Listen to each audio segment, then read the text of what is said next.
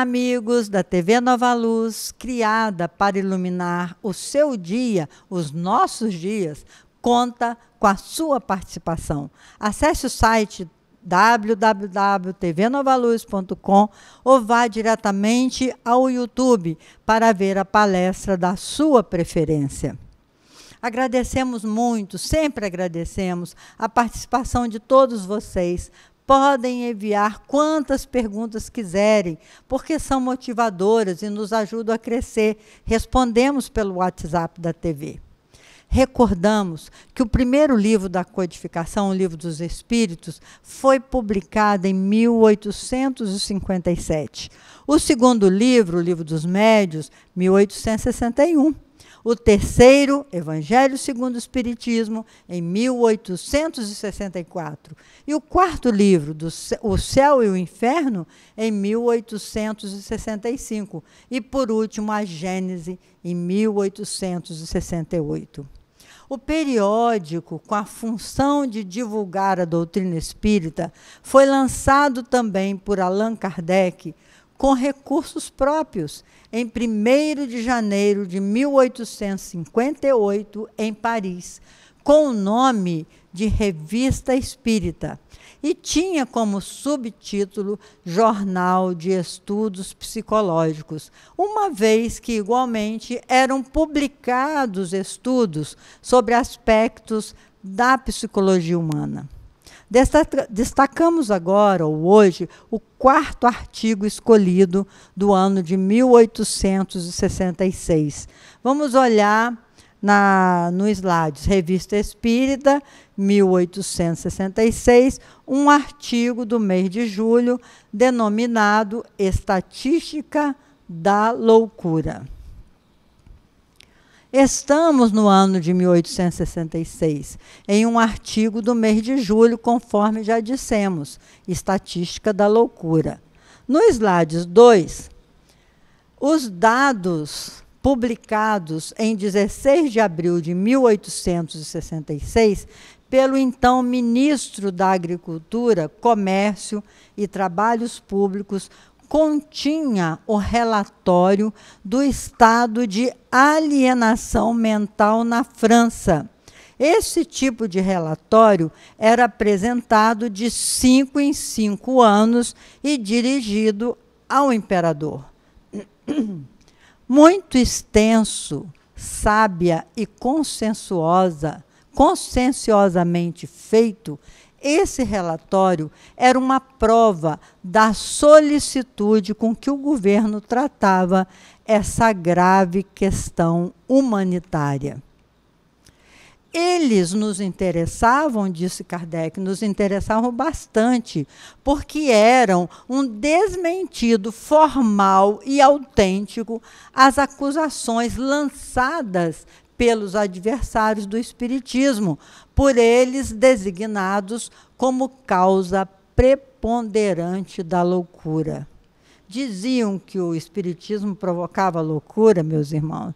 Na verdade, os documentos citados constatavam um crescimento considerável do número de alienados, onde o Espiritismo não foi citado. Vamos ver no slide 3. Este número, média de 750 doentes por ano. Esse número, que nos asilos especiais era, em 1835, no ano de 1835, tinham 10.539 alienados, em 1861 já eram 30.229 alienados. Foi um aumento de 19.700 em 26 anos, ou seja, uma média de 750 doentes por ano. Depois dessa aceleração, que foi maior de 1835 a 1846, aconteceu uma desaceleração e foi decrescendo. Kardec coloca na Revista Espírita todos os dados discriminados. Quem quiser pode ir lá consultar, que aqui nós colocamos apenas o resumo. Desde então, o senhor ministro, que em face dessa desaceleração, também verificada nas admissões, certamente que o crescimento verdadeiramente excepcional dos asilos franceses, em breve seria também detido. Do ponto de vista da natureza de sua enfermidade, os doentes em tratamento, em 1º de janeiro de cada um dos anos, 1856, 1861, eram classificados em loucos, idiotas e cretinos. Em cada uma dessas doenças, havia em torno de 23 mil doentes, e a variação de crescimento para 5 anos em torno de 4 mil doentes.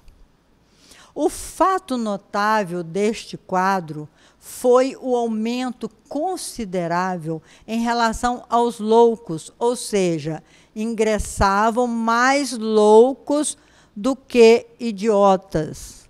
Os loucos aumentaram 32%, mas, na verdade, foi de 14%, porque essa diferença foi consequência de admissão nos asilos um grande número de idiotas, o que hoje em dia nós chamamos de portadores de necessidades especiais. Antes dessa nova estatística, eles ficavam no seio das famílias.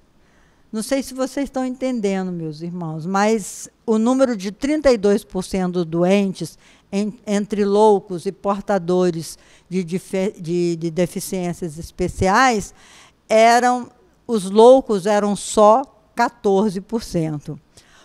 Dividido por sexo, o efetivo da população total dos asilos oferece cada ano um número maior de doentes do sexo feminino sobre o masculino.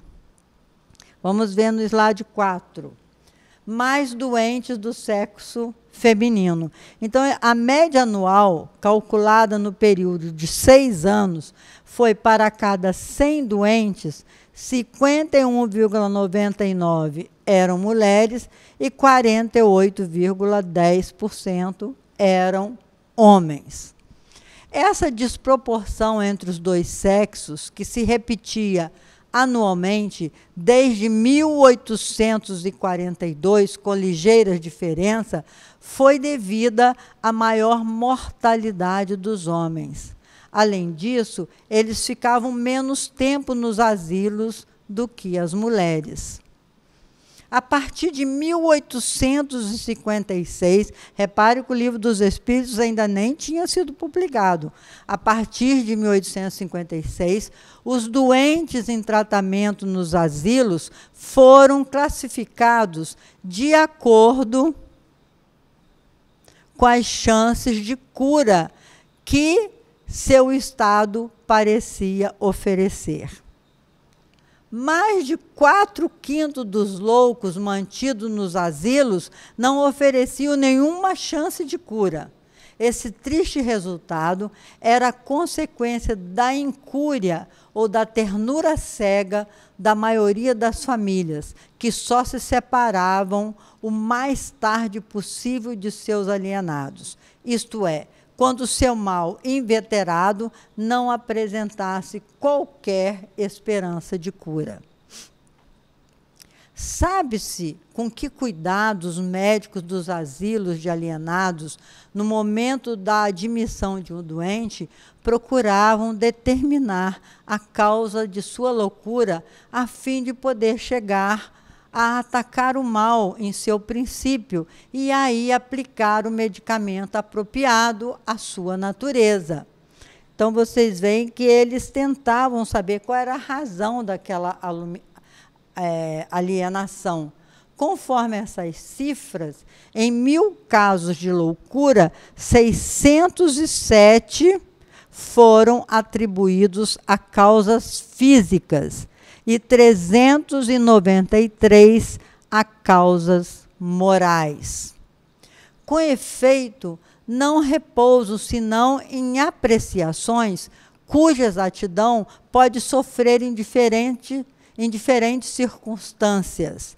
Em primeiro lugar, a extrema dificuldade de descobrir entre as várias influências sofridas pela razão do doente a causa decisiva, aquela da qual saiu a sua alienação. Mencionemos em seguida a repugnância das famílias em fazer ao médico confidências completas. Talvez se tivesse de levar em conta igualmente a tendência da maioria dos médicos em considerar as causas morais como inteiramente secundárias e acidentais, para de preferência atribuir o mal a causas puramente físicas. Ainda hoje é assim, meus irmãos. A gente prefere dizer que é um problema físico do que é um problema moral, o fato da gente entrar num surto psicótico, por exemplo. A loucura se produz com mais frequência sob a influência de causas físicas do que de causas morais? Pergunta Kardec. Eis os fatos colhidos sobre este ponto, a abstração feita da hereditariedade e para os loucos admitidos em cada um dos 5 anos do período de 1856 a 1860. Então, ele mostra nesse relatório que a maior causa da loucura era a embriaguez. Em suma, a abstração feita da hereditariedade resulta das observações colhidas sobre os doentes admitidos em nossos 282 asilos de alienados. Então, naquela época, na França, já tinha 282 asilos de loucos, entre aspas, alienados, durante o período de 1856 a 1860, que, de todas as causas que concorrem para provocar a loucura, a mais comum é a embriaguez. A loucura, portanto, se produziria muito mais frequentemente sob influência física. Essa observação é comum a ambos os sexos, com a diferença, todavia, de que, para as mulheres, o número de casos cuja origem foi atribuída a causas morais foi relativamente mais elevado do que para os homens. Claro, os homens bebiam mais do que as mulheres. Os 15.866 casos em que a loucura pareceu provocada por uma causa física se decompõem da seguinte forma: efeito da idade, nudez e miséria, ou nanismo e abusos venéreos, excessos alcoólicos, vícios congênitos, doenças próprias das mulheres, epilepsias e outras doenças do sistema nervoso, golpe, quedas, lesões, etc. Quanto aos fenômenos de ordem moral, os que parecem produzir a loucura com mais frequência são, primeiro, os pesares domésticos e a exaltação dos sentimentos religiosos. A seguir, vêm os reveses da fortuna e a ambição não concretizada, excesso de trabalho, cólera, alegria, pudor ferido, amor, ciúme, orgulho, acontecimentos políticos, passagem súbita da vida ativa à inativa e vice-versa, isolamento e solidão, prisão simples, prisão em regime de isolamento, nostalgia, sentimentos religiosos levados ao excesso e outras causas morais. Veja como Kardec tomou cuidado de anotar tudo isso nos artigos da Revista Espírita para a gente saber a seriedade com que estudavam as causas da loucura. A loucura diminuía com o advento do espiritismo. Kardec verificou, portanto, que o aumento da loucura, constatado a partir de 1835, foi perto de 20 anos anterior ao aparecimento do espiritismo na França. Além do mais, as pessoas que se ocupavam das mesas girantes era mais como entretenimento do que como coisa séria.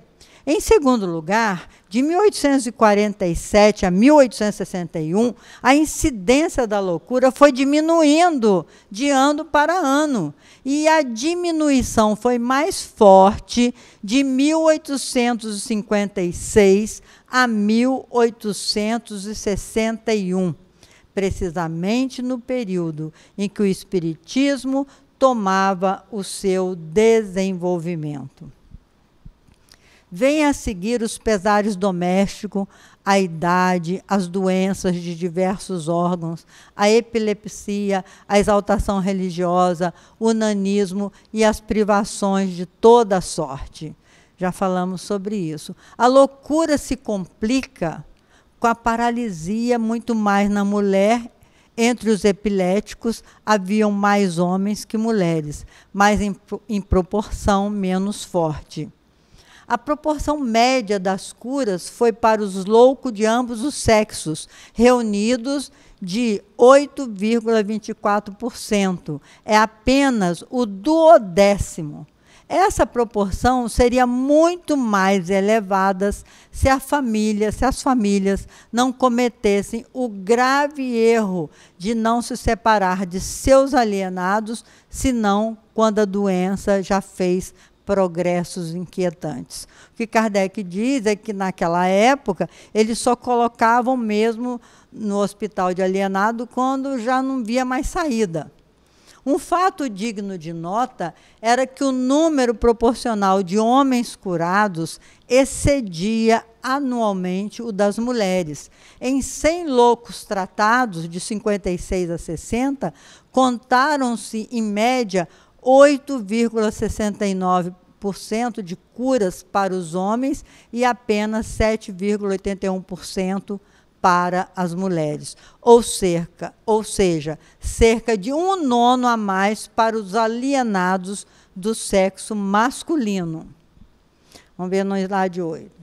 Esse artigo, meus irmãos, é bem longo, e a gente está colocando aqui apenas algumas partes, e eu recomendo que vocês leiam o artigo todo. As causas morais, 46,4%, e as causas físicas, 53,6%. Representando por 1.000 esse número total, acha-se que, em 536 doentes curados, a loucura tinha sobrevindo em decorrências de causas físicas e em 464 em consequência de influências morais. Essas proporções numéricas diferem muito sensivelmente das precedentes constatadas, no que concerne às admissões de 1856 a 1860, onde se contaram em 1.000 admitidos apenas 393 doentes, cuja loucura tinha uma causa moral. Ficou diferente da outra estatística que eles colocaram. Em 1.522 doentes curados, constatou-se uma predisposição hereditária. Era uma proporção de 15% em relação à cifra dos loucos curados. Tudo isso para a gente entender. A palavra espiritismo não constava nas causas da alienação mental. Estudo fantástico, em que Kardec apresenta todas as pesquisas científicas que existiam na época sobre a quantidade de doentes chamados loucos nas casas de tratamento denominadas de asilos. Dessa forma, ele comprovou que não era o espiritismo que levava as pessoas à loucura. Não constava em nenhum dado estatístico a palavra espiritismo como causa da alienação mental. Ora, era precisamente naquela época que se publicavam brochuras e os jornais se apressavam em repetir que a casa de alienados estavam entulhados de loucos espíritas, a tal ponto que várias casas tinham sido obrigadas a aumentar as suas construções, que aí se contavam ao todo mais de 40 mil. Como podia aí haver mais de 40 mil quando o relatório constatava uma cifra máxima de 30.339? A que fonte mais segura que a autoridade daqueles senhores colheram os seus dados? Olha que impressionante o trabalho de Kardec, meus irmãos. Provocava uma enquete, ei-la feita tão minuciosamente quanto possível. O que realmente, igualmente, ressaltou do relatório era o número de idiotas e de cretinos, que entrou com uma parte considerável no cômputo geral, e o aumento anual deste número, que, evidentemente, não pode ser atribuída ao espiritismo. Quanto às causas predominantes da loucura, elas foram minuciosamente estudadas e, contudo, o espiritismo aí não figura nem nominalmente, nem por alusão, senão não teria passado despercebido, como pretende alguns, tivessem ele só se tivesse o espiritismo enchido a casa dos alienados. Impossível se atribuir ao ministro o pensamento de ter querido poupar os espíritas, porque alguns disseram isso: o ministro quer poupar os espíritas, abstendo-se de os mencionar. Mas se houvesse isso, ele não nos pouparia, claro. Em todo caso, certas cifras viriam recusar qualquer parte preponderante do espiritismo no estado das coisas, e se fosse de outro modo, as causas morais predominariam em número sobre as causas físicas, enquanto que o relatório apresentou exatamente o contrário, como nós verificamos. Finalmente, meus irmãos, em face do desenvolvimento que tomou e que toma cada dia o espiritismo, o ministro não diria que, em razão da desaceleração que se produziu, fosse provável que o aumento verdadeiramente excepcional na população dos asilos em breve seria detido, como ele afirmou, que em breve seria desacelerado as doenças. Em suma, esse relatório foi a resposta mais peremptória que se pode dar aos que acusavam o espiritismo de ser uma causa preponderante da loucura. Aqui não são hipóteses nem raciocínios, mas cifras autênticas, opostas a cifras fantásticas,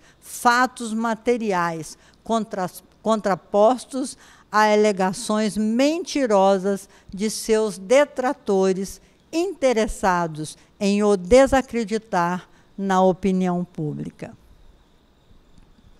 Até isso, o codificador teve que estudar, meus irmãos, e revelar em sua revista, por amor a essa doutrina que nos dá o equilíbrio emocional que todos nós necessitamos. Não vamos ficar loucos porque estudamos o espiritismo, ao contrário. Kardec encerrou assim a polêmica sobre os inimigos da doutrina espírita, que queriam deter a sua divulgação com teorias absurdas, como essa de dizer que o espiritismo levava as pessoas à loucura. Uma palavra linda de Kardec: as boas ações são a melhor prece, por isso que os atos valem mais do que as palavras. Dr. Bezerra de Menezes escreveu um livro, A Loucura sob o Novo Prisma, revelando um estudo aprofundado sobre as causas da loucura e, principalmente, como o espiritismo pode contribuir para a cura de muitos transtornos mentais que hoje sabemos serem causadas pela perseguição de espíritos desencarnados, a que Kardec denominou de obsessão. Até o nosso próximo encontro, se Deus quiser.